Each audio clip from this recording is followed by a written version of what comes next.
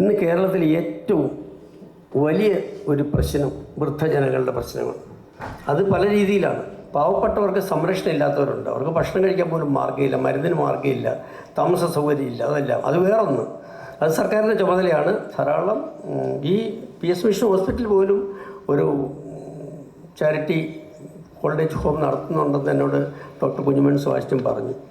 പക്ഷേ അതുകൂടാതെ തന്നെ ധാരാളം സൗകര്യമുള്ള വൃദ്ധജനങ്ങൾ, ധനികരായിട്ടുള്ളവർ, മക്കൾ വിദേശത്തുള്ളവർ, മക്കൾ കേരളത്തിന് വെളിയിൽ ജോലി ചെയ്യുന്നവർ, അങ്ങനെ സംരക്ഷണമില്ലാത്ത ധാരാളം വൃദ്ധജനങ്ങൾ കേരളത്തിലുണ്ട്. പലരും കൊല്ലപ്പെടുന്നവരുടെ ജോലിക്കാരെ കൊണ്ട് തന്നെ.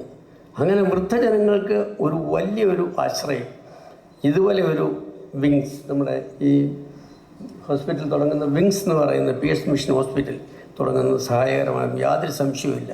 അപ്പോൾ ഞങ്ങളുടെ റിപ്പോർട്ടിൽ, ഈ കമ്മീഷൻ റിപ്പോർട്ടിൽ ഞങ്ങൾ പ്രധാനമായിട്ട് ഗവൺമെൻറ് കൊടുത്ത ഒരു കാര്യം, വൃദ്ധസദനങ്ങളിലെ അന്തേവാസികളുടെ പ്രശ്നം ഒന്നത്, അതിനെക്കുറിച്ച് ധാരാളം ശുപാർശ കൊടുത്ത് ഗവൺമെൻറ് ചെയ്യേണ്ട അസിസ്റ്റൻസുകളെല്ലാം